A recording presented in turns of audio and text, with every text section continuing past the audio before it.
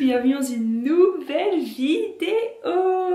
J'espère que vous allez bien. Pour être tout à fait honnête, je suis désolée, cette vidéo est une vidéo qui ne va pas être très travaillée dans le sens où j'ai envie de vous parler d'un sujet qui me trotte dans la tête depuis cet après-midi. Je suis quelqu'un de très impulsif et quand j'ai une idée de vidéo, ça ne peut pas attendre, surtout une idée de vidéo où je parle, surtout une face cam. Et désolée si cette vidéo n'est pas très travaillée au montage, parce qu'en fait, pour être honnête avec vous, j'ai ma première vidéo avec une collab, je suis pas rémunérée, mais une marque que j'aime beaucoup m'a envoyé des produits. Je dois monter la vidéo et la faire vérifier par la marque. Et donc voilà, je fais cette vidéo entre deux, elle n'était pas du tout prévue. Normalement, je devais me concentrer et monter ma vidéo de la semaine prochaine, mon vlog de la semaine prochaine, pour être en avance et pour bien rendre ma collab à temps. Mais je ne peux pas m'en empêcher, il faut absolument que je vous parle. Le sujet que je veux aborder est un sujet très sérieux. Je veux vous parler de mes rêves. Pour tout vous dire, cet après-midi, il m'est arrivé quelque chose d'absolument presque anodin. C'est que je me suis rendu compte que je pouvais absolument postuler pour être contractuel en philosophie. Contractuel, en fait, pour ceux qui ne sont pas dans le milieu du professoral, j'espère que ma frange est bien mise. Pour ceux qui ne sont pas dans le milieu professoral, contractuel, ça veut dire être prof sans concours. C'est-à-dire que tu es prof dans un lycée ou dans un collège, etc. Donc, pour la philosophie, c'est nécessairement le lycée, mais sans concours. Et donc, en fait, tu fais le métier de prof, sauf que tu es moins payé, tu es en CDD, on va dire, alors que quand tu as le concours, tu es payé à vie. Ils peuvent pas te virer, théoriquement, c'est ça les règles de l'éducation nationale. En fait, depuis le début de l'année, j'avais très envie d'être contractuelle, d'avoir un poste, d'enseigner, etc. J'ai des cours de prêt, je sais pas, j'ai envie d'avoir le contact avec les élèves, j'ai envie d'avoir un premier vrai travail qui me plaise, pas un travail alimentaire, et je m'empêchais parce que j'étais persuadée que les élèves me retrouveraient sur internet, j'étais persuadée que quand on tapait lourd, on tombait sur ma chaîne YouTube. J'en avais l'intime conviction et j'étais persuadée que faire des vidéos YouTube était totalement incompatible avec la profession de professeur. Et donc il fallait pas que je sois contractuelle et que soit j'avais le concours et dans ce cas-là j'arrêtais YouTube et je supprimais tout et je mettais mon Instagram en privé, etc. Soit je n'avais pas le concours et dans ce cas-là je faisais un job lambda et je pourrais potentiellement garder ma chaîne YouTube. C'était vraiment en dilemme, une espèce d'alternative qui s'était faite dans ma tête et c'était un peu paradoxal à penser parce que je me levais tous les matins en mode tu fais des vidéos YouTube mais probablement ça va te mener à rien puisque tu vas devoir tout supprimer parce qu'il y a quand même plus de chances que tu deviennes prof que tu perds sur YouTube. Tu perds un peu ton temps en gros, c'était un peu la pensée que j'avais derrière l'esprit. Et aussi quelques temps auparavant, j'arrêtais pas de me lever le matin en me disant de toute manière tu veux devenir prof mais c'est pas en étant prof que tu vas être heureuse parce que ils vont t'envoyer au fin fond de la Creuse pour ta première année de stage, au fin fond de la Bretagne, au fin fond de la Normandie et toi tu détestes la campagne, tu n'aimes pas ça, tu vas devoir te retrouver à conduire etc et tout machin, tu vas être au milieu de nulle part, tu vas rencontrer personne, ça va être horrible. Alors même si tu fais un métier qui te plaît, tu ne vas pas être heureuse. Voilà, c'était un peu ce que je me disais. Donc j'avais des croyances totalement fausses et surtout je me créais des faux problèmes pour m'empêcher de réaliser mes rêves. C'est la conclusion à laquelle je suis arrivée cet après-midi. Je me crée des faux problèmes qui m'empêchent de penser véritablement mes rêves. Parce que c'est vraiment deux faux problèmes. Pour le fait d'être mutée pendant l'année de stage en pleine campagne dans la France, en fait c'est un faux problème puisqu'il me suffisait de m'inscrire au CAFEP qui est le concours privé qui est exactement le même que le CAPES sauf que à la fin, tu n'es pas fonctionnaire de l'État mais tu vas travailler pour les écoles privées et c'est exactement le même concours avec les mêmes épreuves, même jour, etc.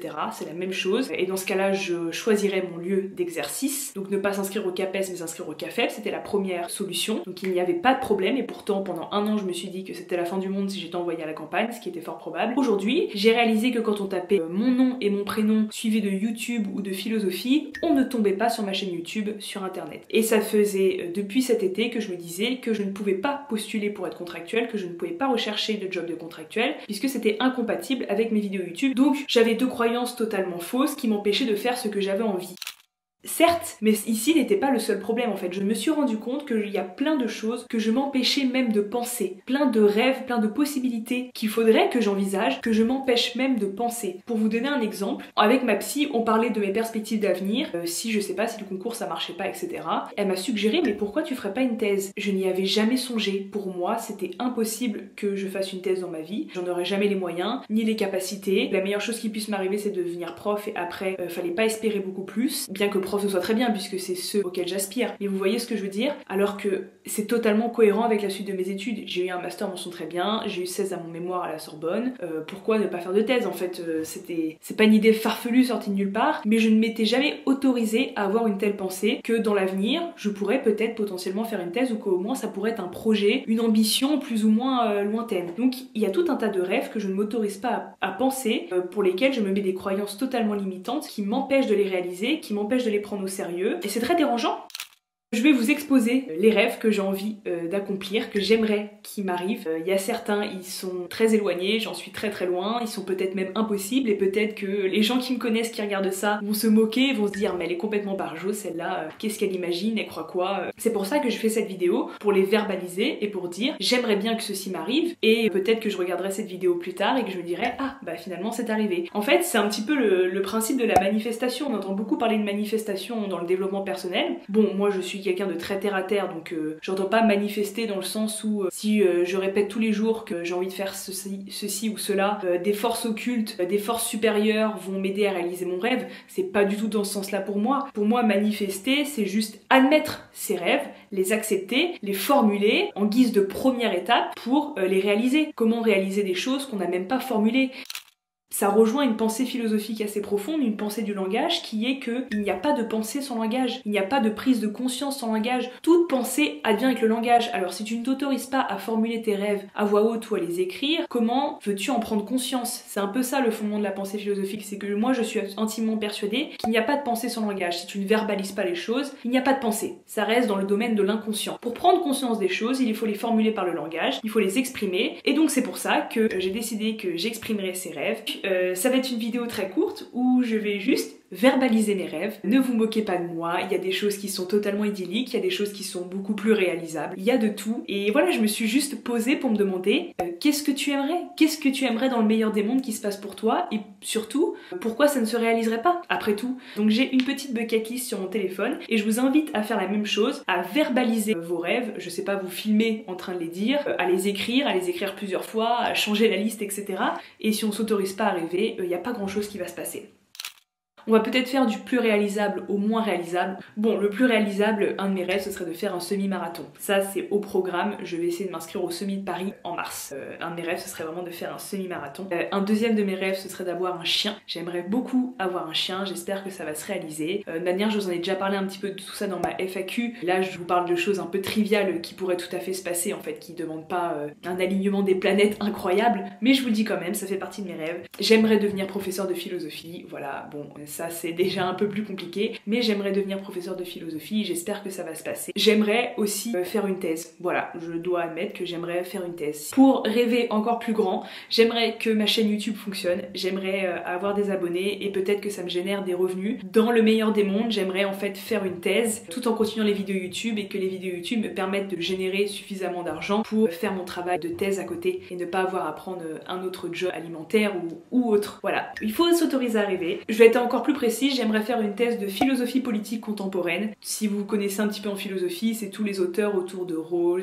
Nozick, Amartya Sen, Martha Nussbaum, tout ça. J'adore la philosophie politique contemporaine. Je sais que ces auteurs ne parlent pas à grand monde, mais c'est toute la pensée de la société juste. Qu'est-ce qu'une société juste? Des auteurs du XXe siècle, c'est une pensée absolument géniale. Voilà, j'aimerais faire une thèse de philosophie politique contemporaine à Sorbonne Université, voyons grand. J'aimerais écrire un livre, ça va un peu ensemble, faire une thèse et écrire un livre, mais j'aimerais écrire un livre un jour et donner des conférences. Pourquoi pas? Je me prête bien à l'exercice oral et je me rends compte qu'en faisant mes vidéos YouTube, je prends beaucoup de plaisir à parler, et donc pourquoi pas? Et écrire un livre, pas seulement un livre de philosophie, mais peut-être un jour une autobiographie, ou l'autobiographie de mon père, ou des choses comme ça. Vous voyez, l'autobiographie du rapport à mon père. J'aimerais faire quelque chose comme ça. Dans un de mes rêves aussi, ce serait de rendre tout l'argent que mon père a investi dans mes études. Ça ferait beaucoup d'argent, je vais pas vous mentir, et ça l'aiderait à se faire une belle retraite confortable. Ce serait un de mes rêves. Un autre de mes rêves, ce serait de faire un voyage. Je sais pas, le tour de l'Italie ou quoi que ce soit, je sais qu'il y a beaucoup de personnes pour qui c'est un rêve extrêmement accessible, sauf que moi je n'ai quasiment jamais voyagé. Les seuls voyages que j'ai faits étaient des voyages scolaires. Depuis, je n'ai quasiment jamais quitté la France. Et donc j'aimerais faire un voyage, et c'est vrai que voilà. J'aimerais aller à New York, mais j'aimerais aussi faire le tour de l'Italie, enfin... Je sais que pour certains c'est des choses accessibles, mais pour moi ça l'est pas du tout. J'aimerais acheter mon appartement à Paris. Bon voilà, c'est... Ce serait un Graal. J'aimerais avoir mon appartement à Paris et me l'acheter toute seule comme une grande, etc. que mes rêves peuvent vous paraître un peu futiles, mais voilà, je les ai exprimés, je les ai dit et je continuerai de les rêver et je vais arrêter de me mettre des barrières totalement inutiles, de me mettre des limites stupides et d'arrêter de croire qu'il n'y a pas grand chose qui m'est accessible. Voilà, bon, c'était une vidéo très courte, comme je vous ai dit, il faut absolument que je travaille la vidéo, je dois publier la semaine prochaine.